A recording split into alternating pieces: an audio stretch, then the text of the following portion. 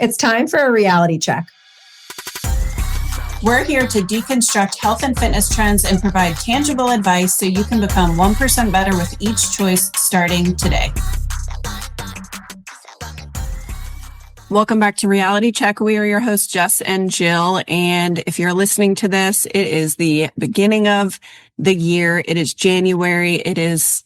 We are inundated with New Year's resolutions and prepping for things, especially when it comes to health and physique. And listen, I love a good Monday start, new month, new year, whatever it is. You certainly can leverage that to your advantage, but we're also seeing some content talking about like why you shouldn't diet right now or all of these other things you should or shouldn't be doing.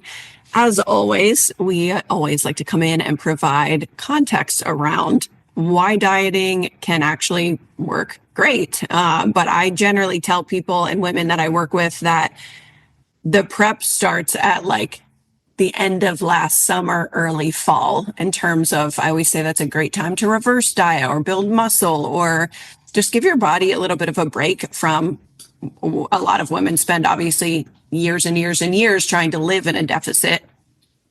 If you prep ahead of time, dieting can work really well in January. In fact, I would say probably a large majority of my clients right now have been building a beautiful, solid foundation, being present, going through the holidays, not stressing about tracking food or anything along those lines, so that they now metabolically, health-wise, energetically, mentally, they're not taxed from endless dieting. They are all ready to rock, and their body is going to be in a much more responsive place as we step into this next, I'm putting it in air quotes, phase or direction for them, with a very intentional calorie deficit, which obviously the words calorie deficit can mean a lot of things to a lot of people, but realistically, that's the goal. So we want to give the concept of like seasons for your metabolism and how to prepare your body and why New Year's dieting tends to fail for most women and how to actually do this effectively so that you don't have to diet every January or just on and off through the course of your life,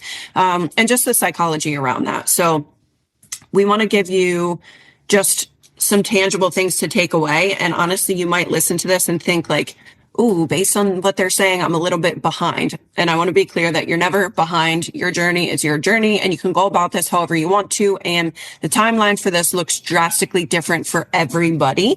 And it's very individual, but we want you to just extract like the skeleton or the concepts or the idea of this and look at this more as like big picture and not just I have to diet and cut my calories until I lose X pounds.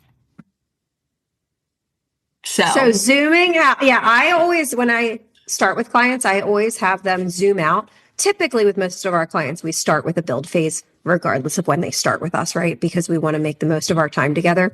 Most people have hired coaches or tracked macros and lost weight. Most people don't know how to maintain that weight that they lose while eating more food, right? So there's a big value to doing a proper muscle building season. However, when we map out our timeline and say, okay, when is it appropriate to go into your first deficit? We're looking at a lot of different factors. So today, what we're talking about really is the timeline or like the seasons of life factor. The other factor is your body physically ready to go into a deficit, right? If you have, I just talked to a new client who she's been dieting for years, like 15 plus, 20 plus years, is at low calories. Realistically, even if she wants to be in a weight loss season right now, her body's not adapting. So, okay, if your body's not adapting, our only choice is a build phase right now, right? So I say all this assuming you've been through a proper build phase and you're ready to diet. When we map those timelines out, what I ask clients is, hey, what does your year look like? So like Jill said, for a lot of people, this is a great time of year to go into a deficit because there's less social stuff going on. You don't have to mess with the holidays with people bringing cookies into work every day. It's not summer where there's usually more social stuff and people go to the beach or boats or drink or whatever. This can be a really good season for that, but this isn't the only season that we want to look at. So we're not only looking at, the holidays, we're also looking at what do all your other times of life look like? Because at the end of the day, you have to choose during the short amount of time. Let's say the majority of the year should not be spent dieting. Let's say 3 to 4 months of the year are spent dieting. You have to choose a season that you can really be all in when you want to do that season. And again, I say that because I've had clients who are like, yeah, this works. I just want to lose it now. And it's like, okay, but you have 2 vacations. And then, okay, in the summer, well, now it's boating season or lake season, and I don't really want to diet then. Okay. And now it's football season and we tailgate every weekend. And now it's the holidays. Okay. So when are you actually going to stick to it? You have to choose what, like I always say, choose your worth it's. For you, what makes the most sense in terms of sacrificing? I have some clients who choose to be in a diet during summer because their summer, they're like, I don't really have that much of an appetite when it's hot. I tend to eat less anyway. Let's just pair it with that. I'm not somebody who drinks alcohol and does a lot of social stuff. It makes sense, right? So you want to think about what makes the most sense for you. So again, for a lot of our clients, it makes sense to not diet during the holidays. So that fall season, build. When we're talking about building, this is not a dirty bulk of a bodybuilder, right? It's not, oh, I can eat all the junk and drink all the wine and do all the things. It's okay, I'm still eating well. I just have more calories to play with. So yes, I can include more indulgences along with my protein and with my colorful fruits and veggies. And I'm getting strong as heck to shuttle those extra calories towards muscle mass and to really ramp up my metabolism so that when I go to cut in January, wow, my body responds a heck of a lot better and I don't have to cut quite as low. So if we're like zooming out in this timeline that we're talking about today, you would be building in the fall. Maybe you cut from January to March where there's lower social load. It's easier to be consistent. And again, it's okay within that time. Maybe you have like a few events where you're like, okay, I have this wedding on January 31st. Okay, cool. Take the day off of your diet for that one wedding, right? Like be consistent most of the time and get right back on track. But for January to March, we're cutting and then we're rebuilding to maintain those inches that we've lost from like in the spring to get back to high calories. So summer we're chilling and we're at high calories.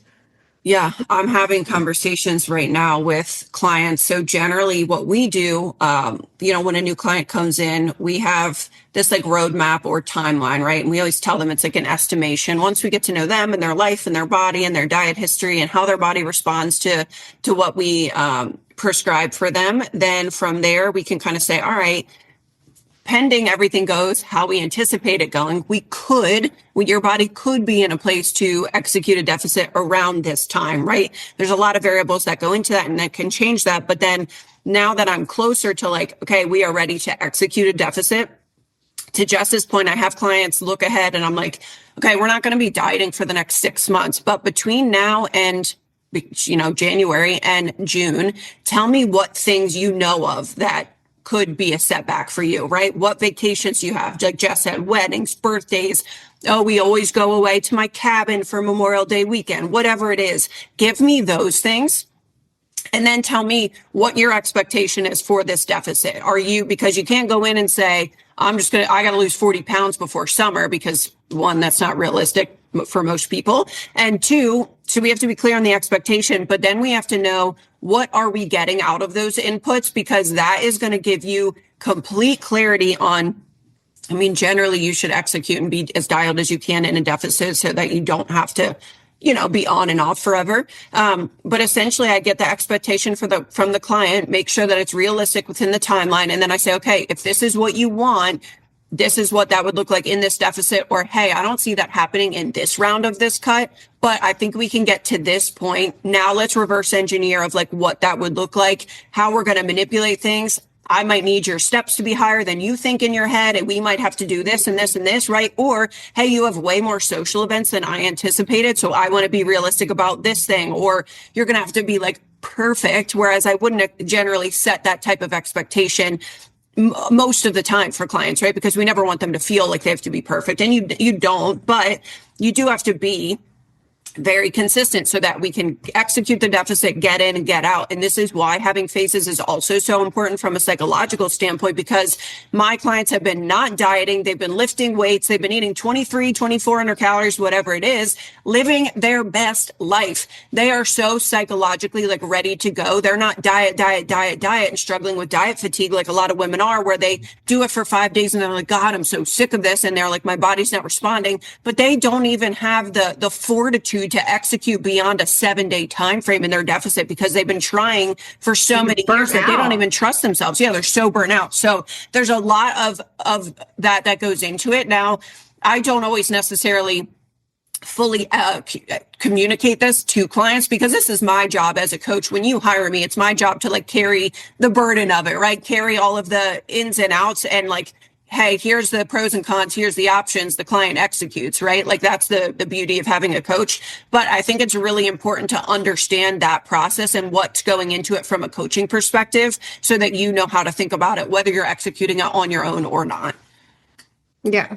So a lot of times, in addition to just the diet fatigue, people being completely exhausted, a lot of times New Year's diets fail because people are starting depleted and under muscled. So their metabolisms are also metabolically downregulated. So sometimes they're not downregulated and they're just tired of dieting, right? The people who say, yeah, I eat really low calorie. And then when we get them to track, we see they do that Monday through Thursday and then they're exhausted. So they binge eat Friday through Sunday and ball out.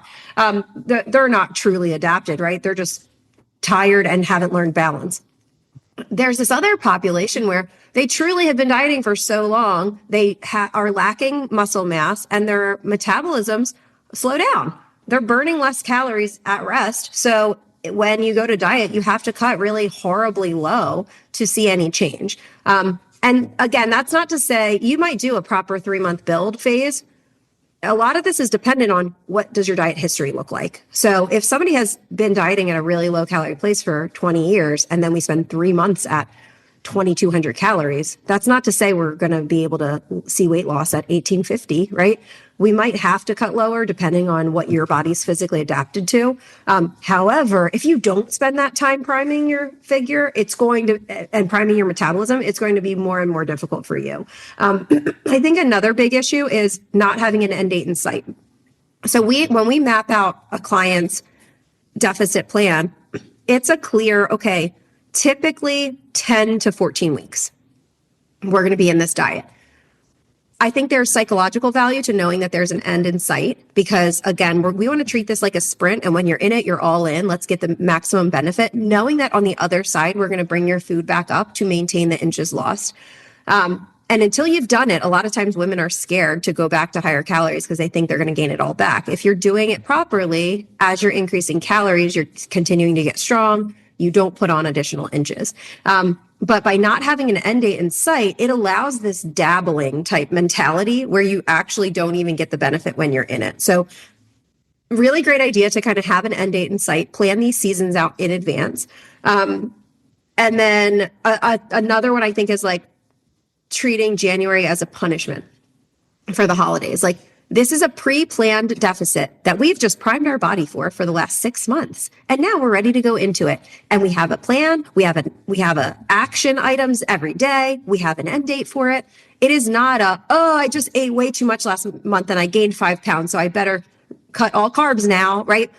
Again, there's a physical adaptation that goes on. And there's this psychological thing of doing something to punish yourself versus like, okay, I have a strategic plan. I know what the outcomes are. This is a logical decision. It's not an emotional thing. It makes it so much easier to be consistent with and actually get healthy, positive results versus playing this yo-yo game of gain, loss, whether it's good or bad weight gain or loss. Again, there can be good weight gain in the form of muscle mass, but a lot of women get freaked out by that.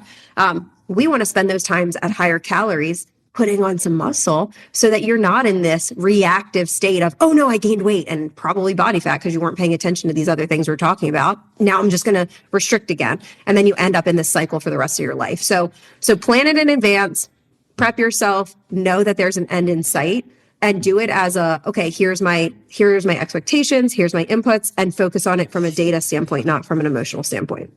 And also, if there's an end date, no, that can change. You can stop at any time if you're like, maybe this isn't the right time for me to execute, or maybe a big life change happened and you're like, this doesn't make sense for me to deficit right now. Now, again, as a coach, like I will identify those patterns to a client, right? And we'll say, hey, this is kind of how this is looking. This is shifting from how consistent you were being, or we've not really ever hit our targets in this deficit. And I don't want you to waste your time here. I want to make sure you're. And like, you're not actually in a deficit. Cause I think some people are like, oh my gosh, I've been doing this now for so long. And it's like, we said we were going to be in a deficit. No offense, but you haven't hit your goals. So we haven't been in a deficit. If you don't want to be in a deficit during the season, permission to not be, as long as our expectations are aligned with that. We can't then be bummed out that we're not losing weight, right? So again, it's okay to shift. I would say, with a caveat, I think it's okay to know that these dates can be changed, right? You can stop the deficit sooner if you choose to.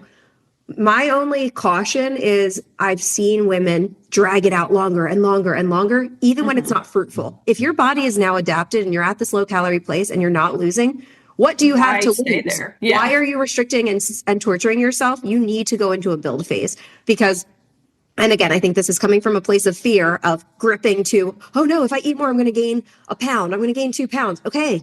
Let yourself, you're not losing and you're suffering. Yeah, you're not even getting anything out of it. That's like a sign that you have got to come out of a diet. If you're at a low calorie amount, you're actually being really consistent and you're not seeing loss, you need to go into a build phase.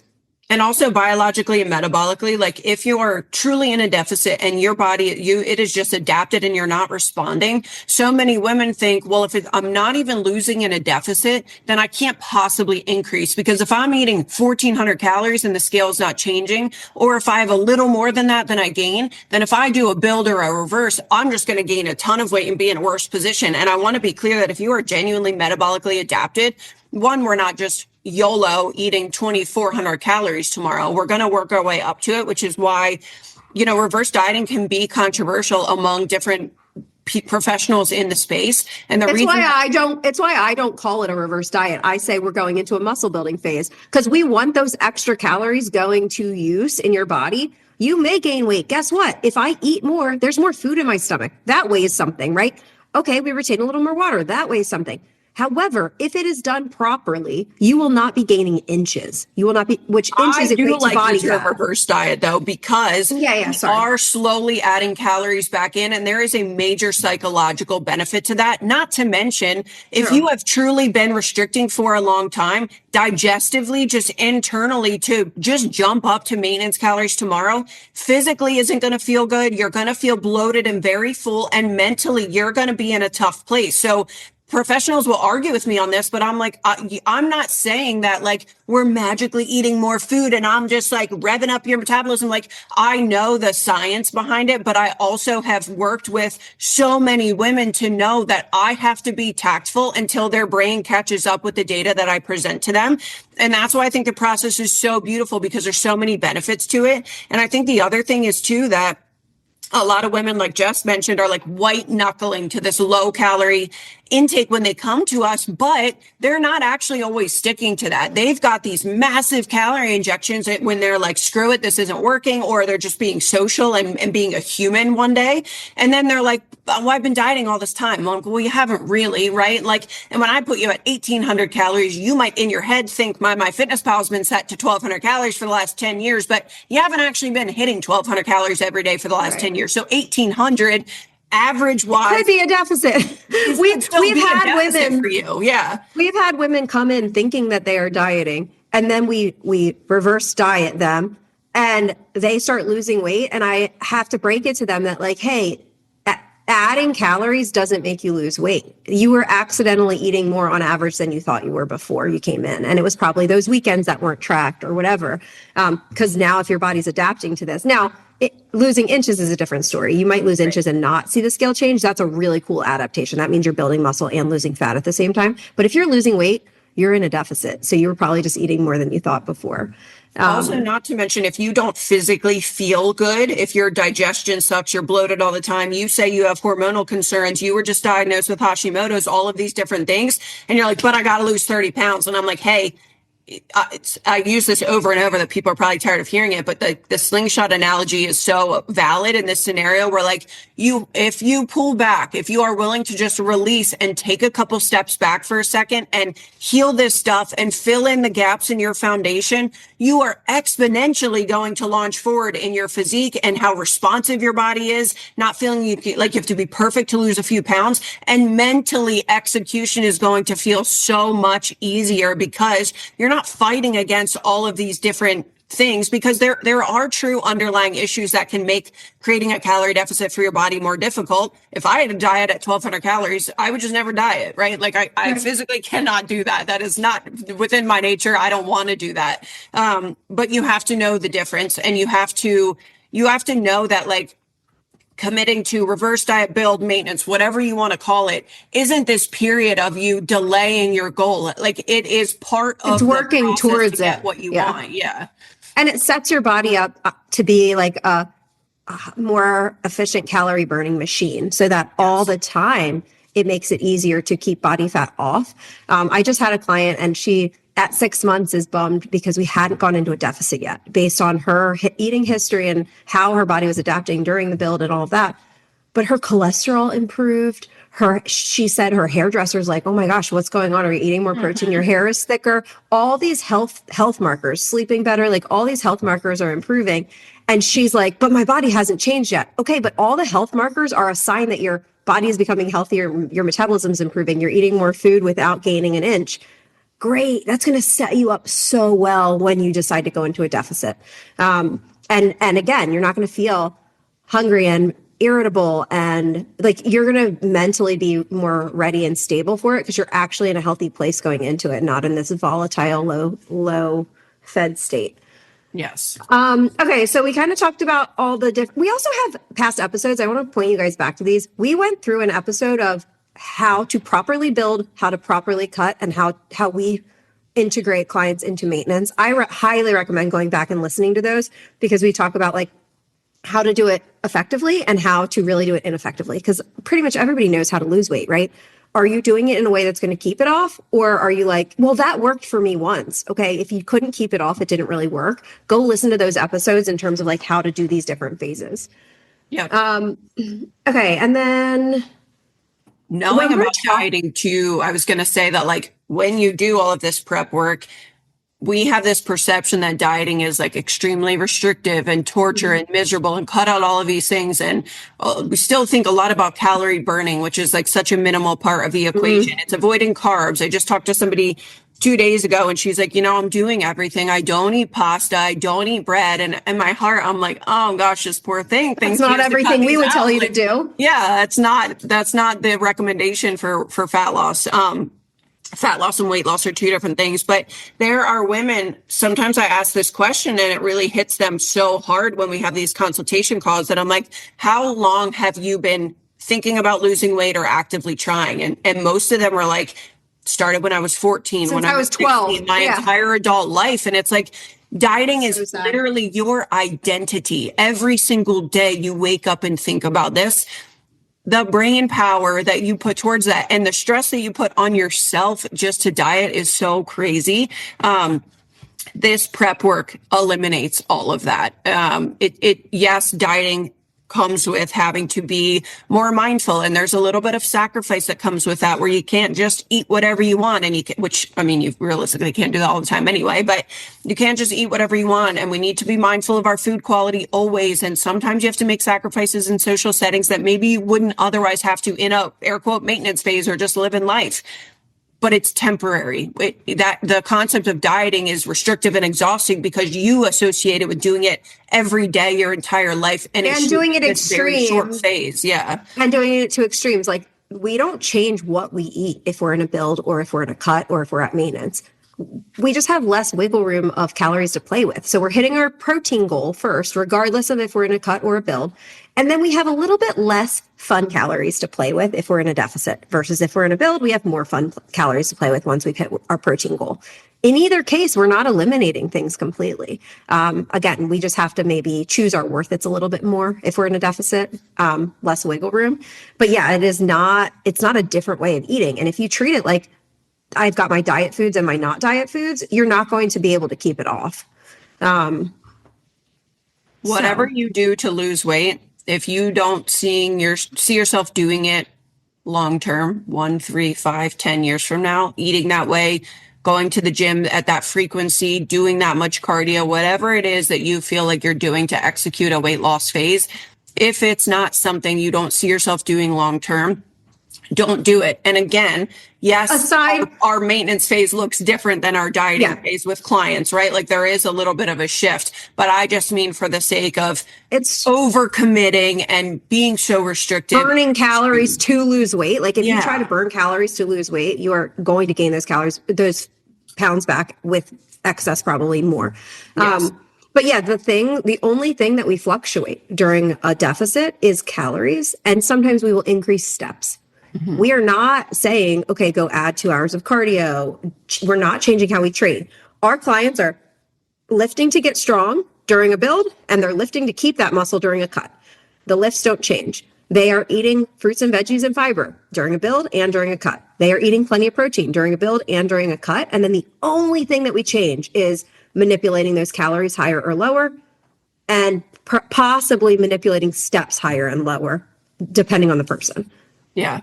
And the reason I love being a little cliche and setting clients up for a deficit, it's just like when a client starts a new program or when anybody starts any new like structure or thing, they're ready, right? They got a little bit of like dopamine going and they're excited and for something fresh and new.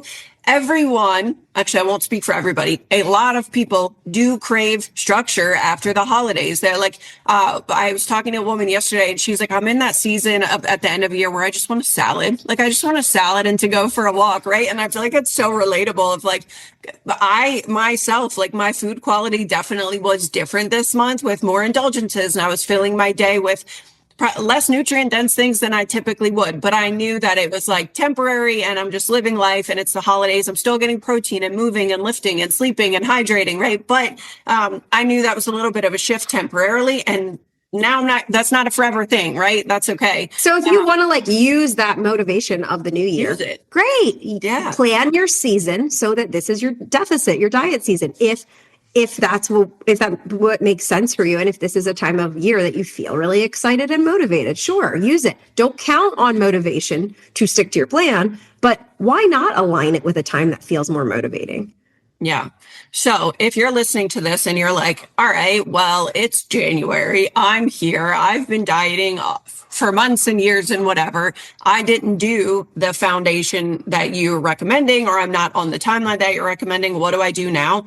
You just start building now. I think a lot of women too, like, you know, in a perfect world, when somebody signs up, I would take them to maintenance calories, build healthy habits, improve food quality, get them feeling and looking their best in a maintenance phase and not diet for 12 months. That would be my perfect scenario as a coach.